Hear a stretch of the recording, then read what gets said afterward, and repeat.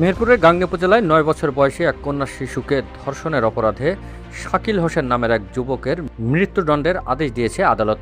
রবিবার দুপুরে মেহেরপুর জেলা জজ আদালতের নারী ও শিশু নির্যাতন দমন ট্রাইব্যুনালের বিজ্ঞ বিচারক তাজুল ইসলাম এই ঐতিহাসিক রায় ঘোষণা করেন। পুলিশের চূড়ান্ত প্রতিবেদন পাওয়ার পর মাত্র ২৯ কার্যদিবসের মধ্যে এই রায় ঘোষণা করা হলো, যা দেশের বিচার ব্যবস্থার ইতিহাসে প্রথম ও একটি অনন্য মাইলফলক হিসেবে দেখা হচ্ছে। দণ্ডপ্রাপ্ত আসামি শাকিল হোসেন মেহেরপুরের গাংনী উপজেলার চাঁদপুর গ্রামের আবদাল হাসানের ছেলে। ফাঁসি রায়ের বিষয়টি নিশ্চিত করেন মেহেরপুর নারী ও শিশু দমন এবং শিশু সহিংসতা দমন ট্রাইব্যুনালের পাবলিক প্রসিকিউটর মোস্তাফিজুর রহমান তুহিন।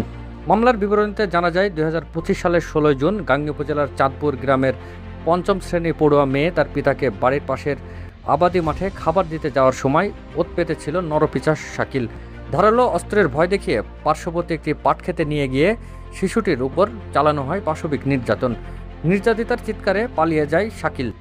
পরে বাড়িতে গিয়ে শিশুটি ঘটনা তার বাবা মাকে জানালে স্থানীয়রা ফুঁসে ওঠেন। পরে স্থানীয়রা শাকিলকে আটক করে গণপিটুনি দেয়। ঘটনার খবর পেয়ে পুলিশ ঘটনাস্থলে পৌঁছে শাকিলকে আটক করে। এ ঘটনায় শিশুর পিতা গাংনী থানায় একটি ধর্ষণ মামলা দায়ের করেন। মামলা দায়েরের পর পুলিশ ধর্ষককে গ্রেপ্তার দেখিয়ে কারাগারে প্রেরণ করে। পুলিশ চার্জশিট জমা দেওয়ার পর আদালতে দ্রুততম সময়ে ১২ জন সাক্ষীর ভার্চুয়াল ও সশরীরে সাক্ষ্য গ্রহণ করেন। সমস্ত প্রমাণ ও মেডিকেল রিপোর্টে অপরাধ প্রমাণিত হওয়ায় আজ ট্রাইব্যুনালের বিচারক তাজুল ইসলাম আসামি শাকিলকে ফাঁসির দড়িতে ঝুলিয়ে মৃত্যুদণ্ডের আদেশ দেন। সেই সাথে ৩ লাখ টাকা জরিমানা করা হয়, যা আসামির সম্পত্তি নিলাম করে ভিকটিমের পরিবারকে দেওয়ার নির্দেশ দেওয়া হয়েছে। এই রায়ে সন্তোষ প্রকাশ করেছে ভিকটিমের পরিবার ও সাধারণ মানুষ। রাষ্ট্রপক্ষের আইনজীবী মোস্তাফিজুর রহমান তুহিন জানান, এত দ্রুত সময়ে ধর্ষণ মামলার রায় দেশের ইতিহাসে প্রথম, যা বিচার প্রার্থীদের মনে আইনের প্রতি আস্থা বহুগুণ বাড়িয়ে দেবে এবং অপরাধীদের জন্য এটি একটি কঠোর বার্তা হয়ে দাঁড়াবে।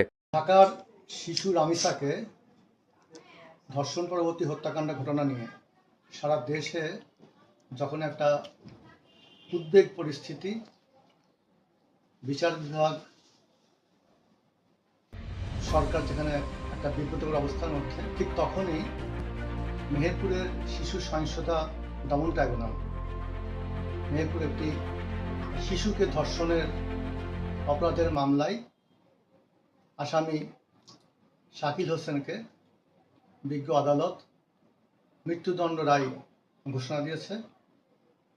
সেই সাথে ৩ লক্ষ টাকা জরিমানা, অনাদায়ে আরও ১ বছর জেল। এই রায় ঘোষণার মধ্যে দিয়ে এদেশে শিশুর প্রতি যে সহিংসতা, সেটা